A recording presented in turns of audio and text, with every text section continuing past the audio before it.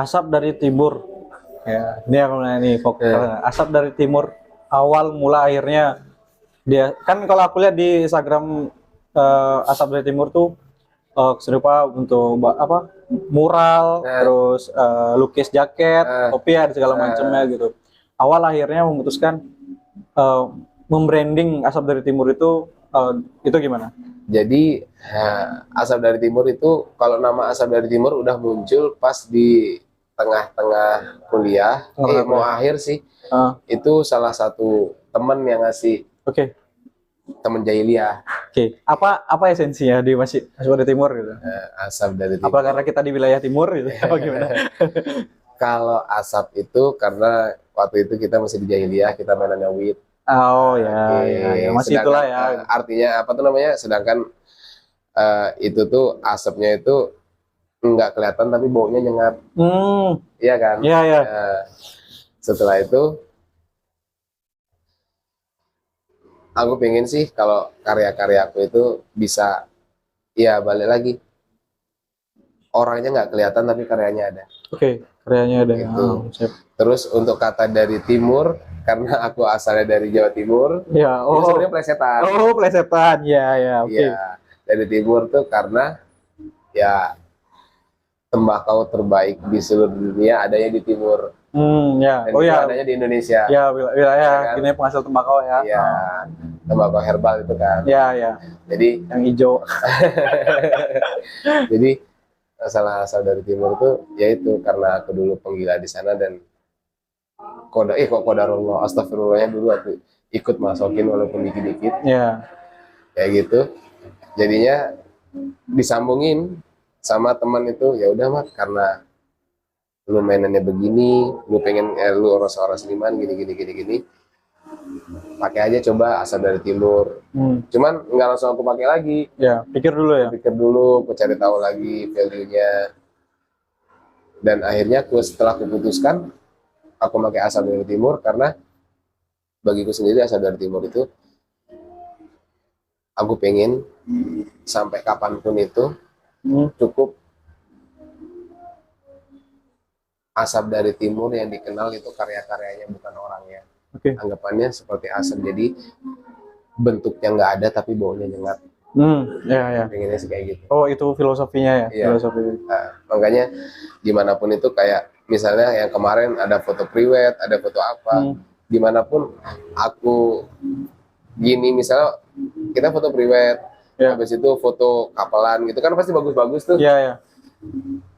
Tapi kalau misalnya udah ke abdi asap dari timur itu harus dicoret mukanya, harus ditutupin identitasnya. Oh, oke. Karena aku nggak mau dikenal, oh ternyata asap dari timur ini aku nggak mau. Oh ya, oke. Aku pengen, ya balik lagi, aku cuma pengen karya-karya aku aja yang dikenal. Aku nggak pengen orang itu tahu siapa sih asap dari timur kayak gimana. Ya. Karena nggak penting juga orang-orang tuh tahu siapa asal dari timur. Ya. Yang terpenting kan di karyanya ini. Ya, karyanya. Berarti dari situ ya, terus akhirnya terjun ke dunia bisnis. Jadi seni dipakai bisnis akhirnya ya. Awalnya Sebelumnya itu bukan di bisnis itu cuman bonus. bonus. Iya. Berarti awalnya pokoknya pure hobi pokoknya. Pure hobi. Pure hobi. Bahkan yang nyadarin aku ini ya karya-karya aku. Oke. Dari pola itu aku nemuin, dari balik lagi dari tadi, pola yang aku pakai. Dari pola itu aku nemuin si bunga lotus sebagai karakter. Oke. Oh yang di gambar nih ya. Iya. Jadi teman-teman nih di Tokyo Omar kalau lihat cara gambar bunga lotus dan dia lukis sendiri nih. Itu beda nih, lukisnya nggak ada nih kalau mau nyari ini nggak ada. Dia doang yang punya. Terus apa tuh namanya, kalau misalnya kita mau main waktu itu aku udah main di pola, tentang pola warna, pola-pola bentuk segala macam, cuman kayaknya masih ada yang kurang, kayak nggak punya ciri khas. Terus aku pas baca-baca, kok kayaknya asik nih bunga lotus, maksudnya karena nama pun si asap dari timur tuh pengen karyanya dikenang, value-nya itu seperti asap, sedangkan bunga lotus ini berbicara tentang keabadian. Oke. Kenapa harusnya bunga lotus? Nah, gitu. Kenapa bunga lotus? Karena yang pertama arti filosofi dari bunga lotus sendiri itu kan keabadian. Oke. bisa juga tentang kesucian, bisa juga tentang eh, bisa kebahagiaan, keharmonisan. Oke. Dan di samping itu, salah satu yang paling jadi mendasar kenapa aku milih bunga lotus ini bukan bunga yang dipelihara, dia itu tumbuhan liar. Ah, Beda dengan bunga teratai loh ya. oh ya, ya, ya, ya. Lotus sama teratai itu beda. Oh beda. Beda. Oke, beda. Ah. Banyak yang menyamakan itu. Iya, ya. Aku baru Banyak yang ngomong sama. nih kayak kirain bunga lotus sama bunga teratai itu sama. Beda ya berarti? Beda. Beda, oke. Kalau bunga teratai itu banyak digunain sama di ornamen-ornamennya Buddha. Ya, Nah, beda Hindu ya juga ya. iya, Hindu juga. Sedangkan kalau bunga lotus sendiri, ini tuh tanaman liar. Tanaman liar yang bisa hidup dimanapun, bahkan ada beberapa riset yang dia itu ngasih tahu hasil risetnya, ada beberapa wilayah yang dimana bunga lotusnya tuh bunga lotus terbaik, tapi dia tuh tumbuh di atas tumpukan sampah. Enggak make sense ya kok dia. Kenapa kok bisa ditumpukan sama karena dia tumbuhan liar itu ya? Tapi kok bisa jadi terbaik? Nah itu. Kan bunga lotus juga sebenarnya banyak juga pecahan jenis-jenisnya. Di samping itu yang namanya bunga, warnanya pasti. Ya. Jadi dia waktu itu pas lagi penelitian tuh dapat nemuin bunga lotus, entah jenisnya yang apa, warnanya tuh bagus. Terus pas dia nemuin kondisinya itu tuh ya hampir sama posisinya kayak di bunga teratai. Jadi ada kayak genangan, habis itu dia tumbuh, ada daunnya di bawah, cuman genangan itu nggak bersih, banyak sampah-sampah di sana. Oke, tapi dia tetap tumbuh. Tetap tumbuh. Mekar nggak? Mekar. Tuh. Hebat ya, nggak mati ya? Hebat ya, maksudnya berarti emang karena dia karakter tanaman liar itu jadi bisa tumbuh di mana aja. Benar. Hampir sama kayak teratai kan juga bisa, kalau misalnya dia kekurangan air juga bisa hidup, di atas air pun bisa hidup. Kayak gitu kan. Dari situlah aku ngambil, wah anjing, pas nih kayaknya aku ngambil asap dari timur, apa tuh namanya, pakai karakternya si lotus. Ya. Soalnya balik lagi ke behind the scene-ku. Oke. Aku dari jahiliyah nih. Oh iya. Oh relate-nya ke sana. Relate-nya ke sana. Iya. Jahiliyah itu kan kotor. Iya. Dan aku pengen, yaitu walaupun aku itu berawal dari sesuatu yang kotor, ketika memang kita memang sudah niat, kita ada perubahan, insya Allah bisa kayak begitu.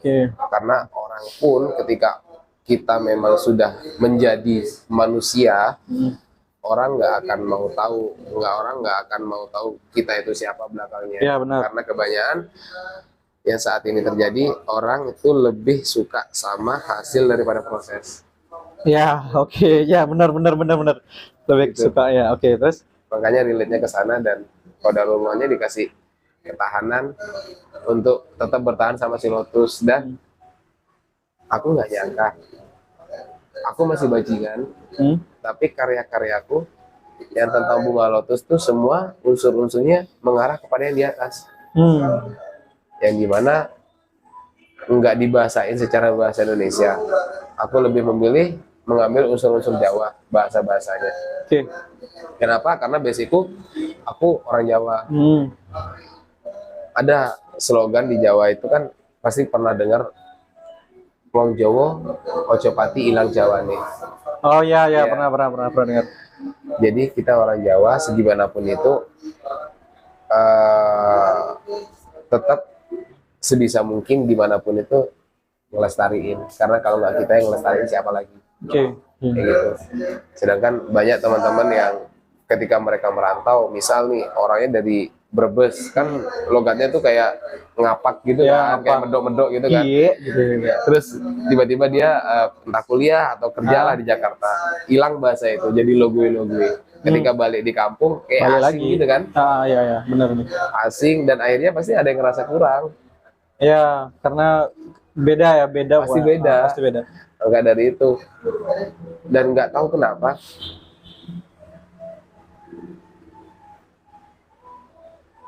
aku nggak tahu kenapa tiba-tiba kok karya-karya aku ini berbicara tentang Tuhan.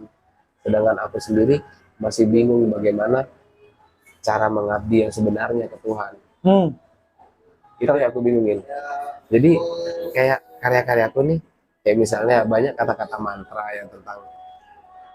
yang paling sering aku angkat itu adalah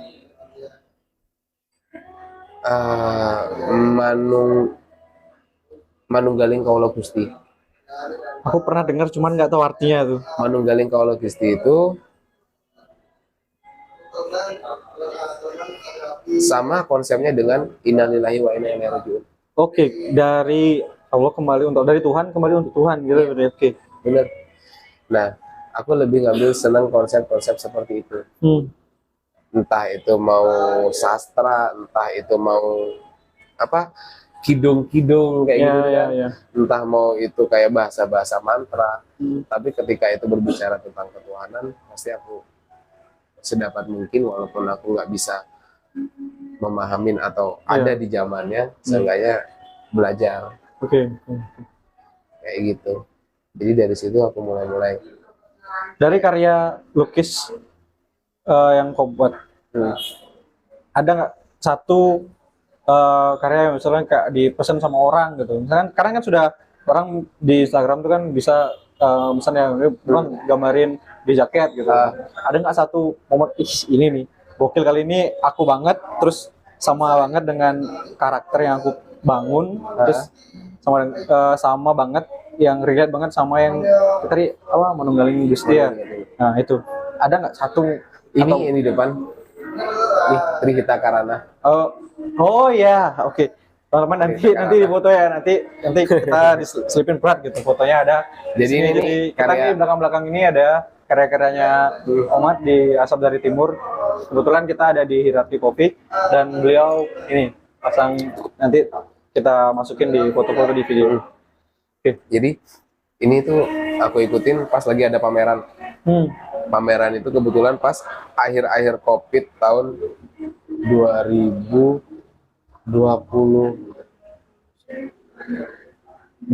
awal. 2022 awal. Kalau nggak salah ya. Akhir pandemi ya, bukan akhir COVID ya. Iya, 2022 atau 2021 gitu aku lupa. Oke. Nah, terus ini nih acaranya teman-teman dari Hempi. Herbal Medis Persada Indonesia. Oke. Nah, mereka ngunsurin Trihita Karana judulnya. Terus aku kepikiran, aku baca-baca dulu kan. Trihita Karana, 3 unsur kebahagiaan. Setelah aku baca, baru langsung aku kayak enggak. Trihita Karana ini baru, yang lebih duluan ada itu kita di umat muslim. Hablum minallah, hablum minannas, hablum minadina. Oh, berarti ngerelatein dari itu ya. Iya. Oh, Trihita Karana, terus compare lagi tadi muslim ada kok juga. Dan sejatinya kita yang lebih dulu daripada mereka. Oke. Ya kan? Ya. Maka dari itu aku semangat buat ngebangun ini Trihita Karana itu. Dan qadarullahnya ini udah ada yang pesan, udah ada yang ngebayarin. Dengan nominal yang lumayan.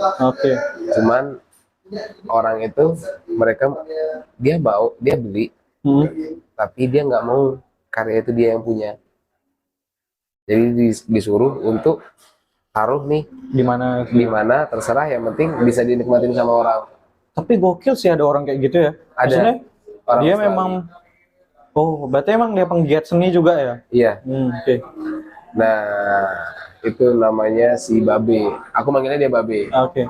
Ada Indro, orang Australia. Nah, waktu itu aku bingung kan pas aku pameran ini. Gimana cara menarik daya tarik orang ya? Walaupun acaranya itu udah heboh, udah rame gitu. Cuman aku belum dapat feel-nya. Akhirnya aku sebenarnya memang udah kenal sama ini. Orang ini nih apa pelanggan lama? Bukan bosnya ya. Oh, bosnya. Nah, yang anggapannya ketika ayah udah mulai masuk ke Bali, dia yang ngerawat ayah sampai sekarang. Ngerawat untuk kayak misalnya ngajarin ini. Gitu. Nah, terus aku panggil dia. Di situ aku jelasin tentang konsep Trihita Karana, yang dimana Trihita Karana ini berbicara tentang 3 kebahagiaan, 3 unsur kebahagiaan. Di samping itu juga, aku juga mau compare Trita Karana di agamaku, bahwa Iya, di agamaku sendiri Trita Karana ini sudah lebih dulu ada. iya, iya. Bahkan Dengan hasil riset itu ya. bukan berbicara tentang kebahagiaan kalau menurutku ya. Iya. Hablum minallah, hablum minadina, hablum minannas, hablum minallah, hablum minannas, hablum minadina itu bukan lagi berbicara tentang kebahagiaan, tapi berbicara tentang keabadian.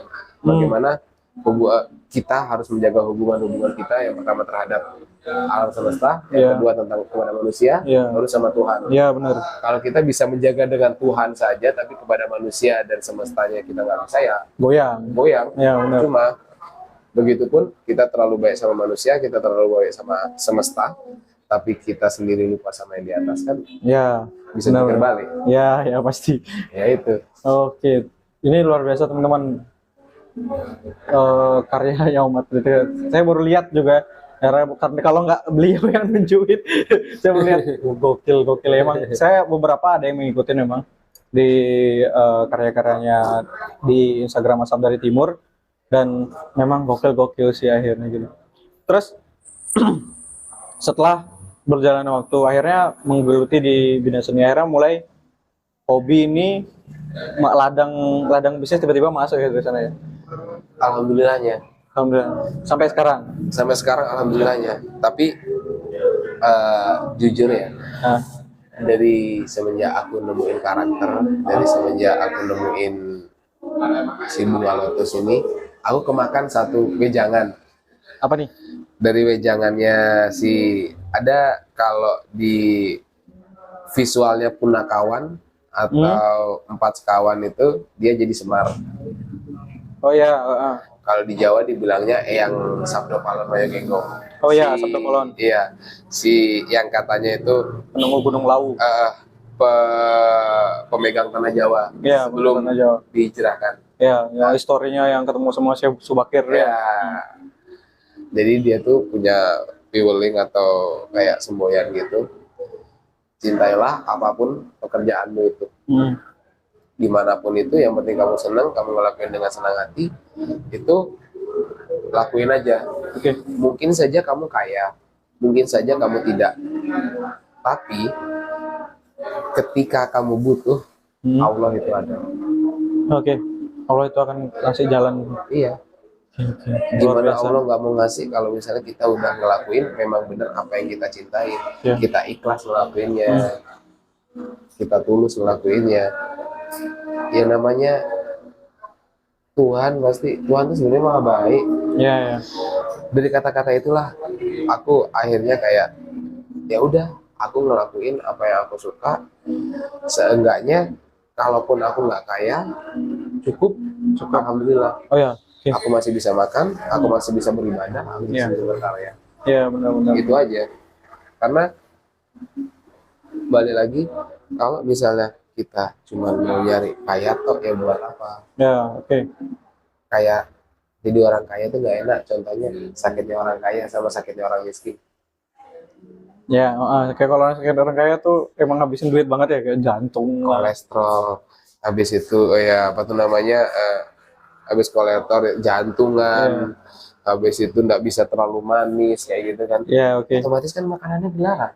Ya. Sedangkan kita yang miskin, sakitnya paling cuma batuk, panas, capek, masuk angin, makan apa aja bebas. Iya kan? Oke. Percuma kita hidup, tapi kita tidak menikmati. Nggak bisa nikmatin. Ujung-ujungnya apa? Kalau misalnya kita udah nggak bisa nikmatin, pasti ujung-ujungnya kita nyalain yang di atas. Iya. Aduh, ini dah gara-gara ya. Pernah nggak, Mat, bikin sesuatu seni rupa nih khususnya, untuk mengkritik satu kebijakan gitu? Menurut nggak pernah deh di post misalnya, tapi pernah satu momen ini nih, karena kurangnya dasar untuk ngomong, mungkin agak ragu dan segala macam, aku limpahin di karya seni deh gitu. Pernah satu kebijakan ngekritisi tentang pandemik. Oke.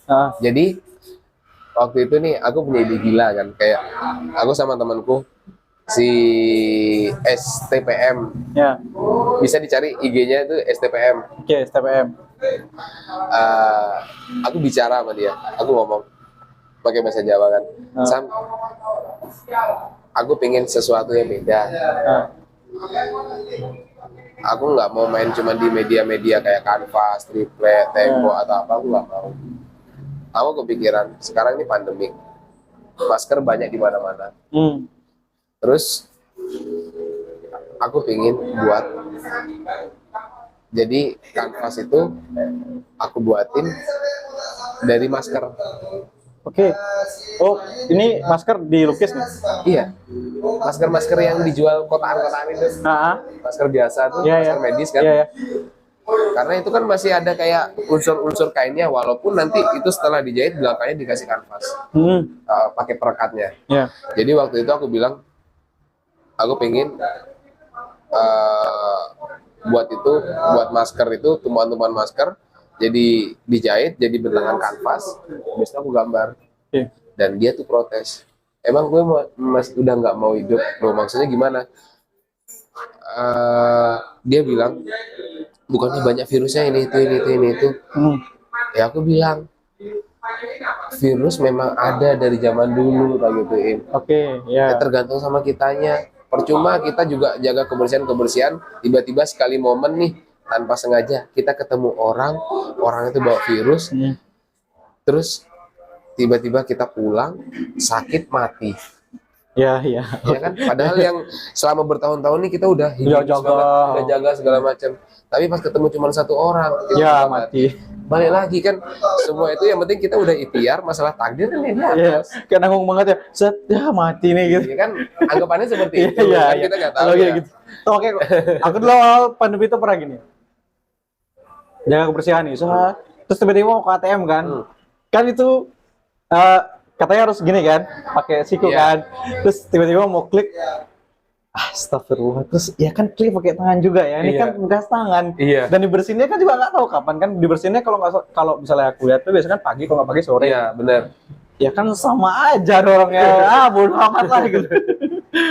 Terus jadi dari situ aku nih, dia cuman bagian videoin aja, bagian videoin. Habis itu aku gambar dia ngevideoin, aku mulu-mulu sampah, mulu-mulu masker itu. Masker aku ambil, nggak ngambil dari tong sampah, tapi ngambil yang bersihan ada di pinggir jalan, kayak entah di depan-depan toko atau kan ada tuh bekas-bekas tuh. Aku ambilin, nyampe rumah aku rendam.